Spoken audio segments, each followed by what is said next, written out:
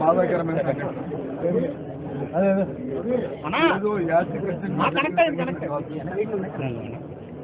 ప్రభుత్వం తాలూకా ప్రభుత్వం తాలూకా వాళ్ళు అవగాహన లోపం వల్ల వాళ్ళకున్న ఒక యథాలాపంగా ఉన్న వాళ్ళకున్న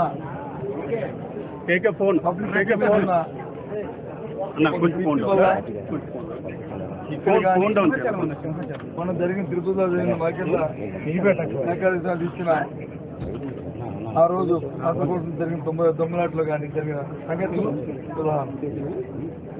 చాలా హృదయకరం చూసాం ఇప్పుడు అన్నీ కూడా.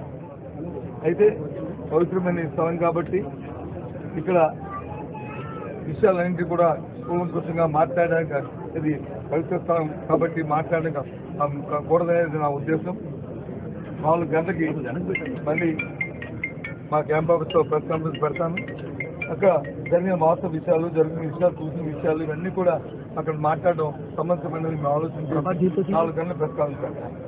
కానీ ఒక్క విషయం మాత్రం నేను చెప్పదలుచుకున్నాను.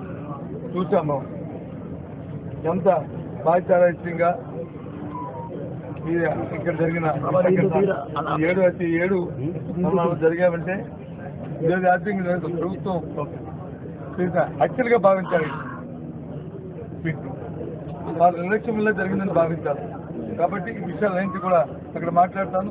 ఆ భగవంతుడు లక్ష్మీనరసింహ స్వామి ఆ చనిపోయిన కుటుంబాలకు ఆత్మస్థైర్యాన్ని ఇవ్వాలని, ఆ కుటుంబాలకి ఆ ఆత్మకి మరి భగవంతుడు వాళ్ళ మనశ్శాంతి చేకూర్చాలని మరి మనస్ఫూర్తిగా మరి కోరుకుంటూ సాయంత్రం 4 గంటలకు అన్ని విషయాలు కూడా అక్కడ మాట్లాడుతున్నాం.